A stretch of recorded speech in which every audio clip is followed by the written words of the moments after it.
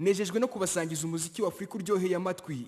Waba uri umuhanzi cyangwa se umunyamuziki wifuza gutungwa n'impano ye, sura www.afrochat.com ubashe kugira inzozi zawe impamo. Waba uryoherwa no kumva umuziki w'Abanyafurika n'ibyamamare bigiye bitandukanye hirya no hino mu bihugu byose bigize umugabane dutuye Afurika. Nta kindi, sura www.afrochat.com. Ushobora no gutunga application ya Afrochat unyuze muri Play Store cyangwa se App Store ku bakoresha telefone za iPhone. Afrochat, all African music in one place. Nongenda gusuhuje ndetse ndanagushimiye wasama gukurikirana platform KWP250. Narakubwiye ngo 2020 that's my year. Ibi ngibi ni bimwe mu bintu nzi ko nshobora kuba nkora neza kurusha ibindi. Ubu ngubu ikitugoriye uyu munsi nta kindi ni saga iri kuvugwa hagati y'umuraperi cyangwa se mutraperi, amwe mu batraperi bakomeye hano mu gihugu cy'u Rwanda yitwa Kavukire Native 28, aho afitanye saga na bamwe mu presenter bagiye bakomakomeye nabwo hano mu gihugu cy'u Rwanda, nyuma yuko uyu muraperi atanze itangazo cyangwa se amenyesheje itangazamakuru ko afite icyitwa album cyangwa se album agiye kuronshinga, agiye gushyira hano hanze. Bamwe mu banyamakuru bakayishimira ndetse bakanavuga bati Kavukire rwose gira nawe duhereza album turabikunze, ariko abandi banyamakuru bakamera nk'abo byirengagije. Uyu nguyu yagize icyo akora nka response cyangwa se icyo atanga nk'igisubizo, dore ko uyu muhungu Kavukire Native 28 ari umwe mu bahungu babarizwa mu itsinda ryabuze riririmbamo uwo bita From Drip cyangwa se Gatonyanga, ubarizwa ubu ngubu muri Kenya Trap Gang, aho akorera muri Green Fairy Music. Mbere yuko yerekeza muri Green Fairy Music yahoze akorana n'uwo bita Triple K ndetse na Kavukire Native 28. na Kavukire Native 28 ni nawe wazamuye icyitwa saga irimo iravugwa ndetse yanakomeje no guca ibintu hirya no hino ku mbuga nkoranyambaga hagati yiwe na bamwe mu bapresenter nabwo bagiye bakomakomera mu gihugu cy'u Rwanda nk'uko nabikubwiye, harimo uwitwa Rakinzeyimana. Uyu nguyu akaba ari umwe mu bapresenter bakora muri RBA ariko mu gice cy'imyidagaduro, dore ko ariwe ukora Versus, ikiganiro gica kuri televiziyo y'igihugu, ndetse akaba yaramenyekanye mbere akora kuri televiziyo yitwaga Remigo TV. Iyi ngiyi ikaba ari televiziyo nabwo yakoraga ibiganiro byinshi bigiye bitandukanye nka Celebs Magazine, ikiganiro cyari ikiganiro gikora promotinga impano nyarwanda ndetse n'abahanzi nyarwanda muri rusange. Kavukire yagize ati ibigoryi byose byumva ko bidashoboye kumva umuziki dukora, fuck them. Arangiza ahita ataginga uwo bita Rakinzeyimana ndetse n'uwo bita Yago Fori.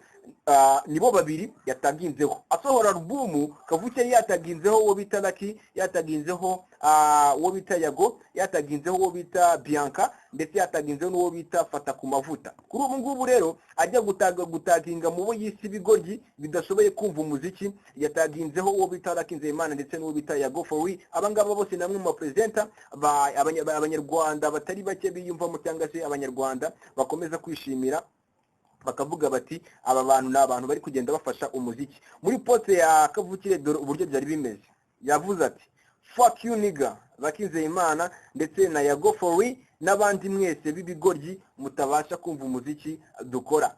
Kavukire ibi ngibi mu kubikora byasaga nkaho ari umujinya yari afite, kubera ko ajya kwannouncinga abangaba yabagaragaje mu bantu yumvaga ko bashobora kugira ikintu bamufasha, nyuma yo kubona ko wenda hari icyo batari kumufasha cyangwa se nyuma yo kubona ko wenda hari uburyo bumwe cyangwa ubundi ubufasha yari abitezeho atabubonye, yahise ahitamo kubatuka.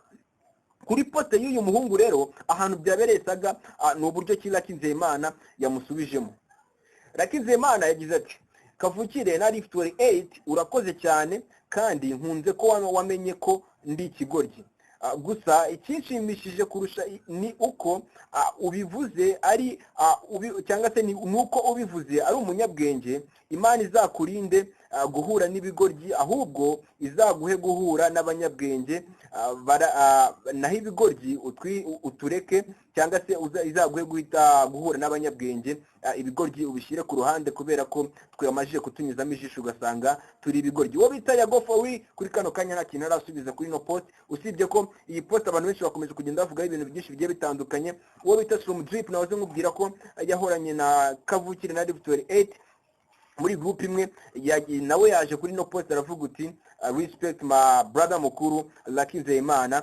Byasaga nkaho ari ukugaragaza cyangwa se ari ukwereka uwo bita Kavukire Native 28 ko ibyo yakoze ashobora kuba yahubutsemo gake, usibye ko bamwe mu baraperi bandi bagiye batandukanye baje bashyigikira uwo bita Kavukire Native 28. Iyi ngiyi ikaba imwe mu masaga akomeje kuvugisha benshi mu bantu bagiye batandukanye bavuga bati ibintu Kavukire yavuze, bamwe bakavuga bati nibyo, kubera ko niba hari support runaka yarabiteze akaba atayibonye, kuba yajya hari akabashitinga ni ibintu bisanzwe ku bantu bakora injyana ya hip hop. Abandi bati ibintu yavuze ntabwo ari ibintu byo kubwira abapresenta nk'abariya bafite izina muri industry cyangwa se uzi ko bashobora kugufasha uyu munsi cyangwa ejo. Abandi nabo bakavuga bati ibintu yavuze ashobora kuba wenda atabitekerejeho neza. Urumva ko ni ibintu byinshi bigiye bitandukanye. Wowe urasa kutubwira ese wowe ukurikije uko ubyumvise cyangwa uko wumvishe ino saga iteye, urumva Kavukire ibintu yavuze bihuye n'ukuri, cyangwa se ibintu yavuze nawe uraza kumva ko ashobora kuba yibeshemo gake? Kavukire na F28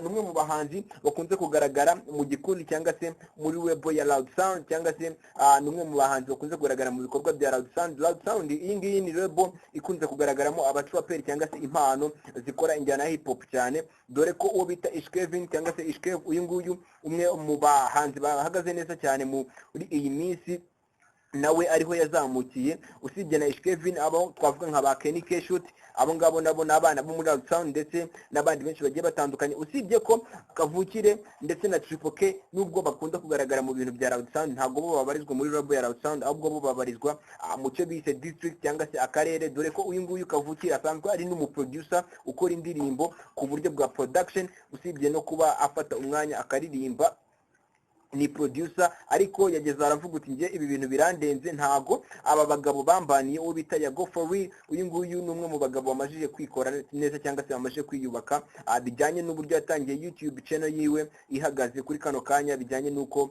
ubu ngubu bimaze guhagarara, bigaragaza ko hari intambwe yateye ndetse hari n'imbaraga nyinshi yabishoyemo kugira ngo abe ageze ahageze. Ariko kandi uwo bita Kavukire yavuze ati ngewe ntumbwire ibyo by'imbaraga zawe Yago, uri Yago ku giti cyawe, uri Yago kubera ko witunze, nanjye ndi Kavukire, umwana wo muri district, umwana wo mu karere. Ibyo ngibyo twebwe twakoze trap kuva kera cyane, dore ko aba bahungu ubundi ni bamwe mu bahungu bakoze injyana ya trap from long time, ba Bush ndetse na ba Betray tutarabamenya. Aba bahungu bakoraga trap kandi bageragezaga kumenyekana cyane, kubera ko ahagana nka za 2016 kubona umuhanzi ukora injyana ya trap ufite views 1000 ku ndirimbo byabaga bigoye, mu gihe abangaba babaga barakubise nk'ibihumbi 3 cyangwa 5.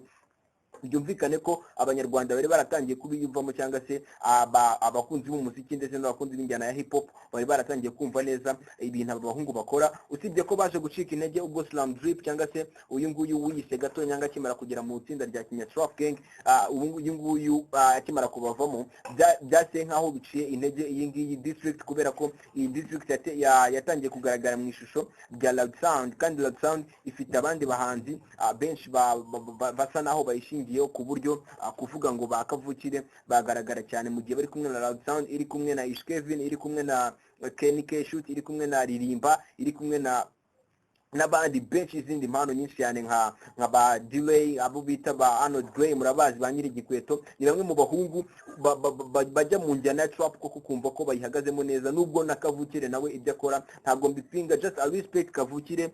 Gusa ikintu navuga, judgment ni buri wese ajudginga bijyanye nuko abyumva. Kavukire niba hari ibyo yiteze kuri Lucky Nzeyimana, niba hari ibyo yari yiteze kuri Yago, kuko muri poste ya mbere nabikubwiye neza cyane, ndaza no kubikwereka ubirebe neza mu mafoto. Ntago Kavukire abantu bose yataginze, ariko yavuze ko ari ibigoryi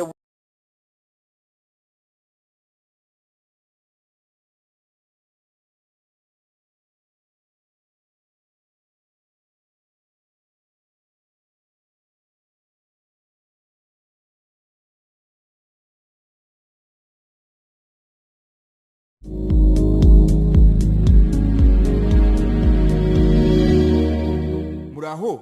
Nejejwe no kubasangiza umuziki wa Afrika uryoheye amatwi. Waba uri umuhanzi cyangwa se umunyamuziki wifuza gutungwa n'impano ye, sura www.afrochat.com ubashe kugira inzozi zawe impamo. Waba uryoherwa no kumva umuziki w'abanyafrika n'ibyamamare bigiye bitandukanye hirya no hino mu bihugu byose bigize umugabane dutuye Afrika, nta kindi, sura www.afrochat.com. ushobora no gutunga application ya Afrochat unyuze muri Play Store cyangwa se App Store ku bakoresha telefone za iPhone. Afrochat, all African music in one place.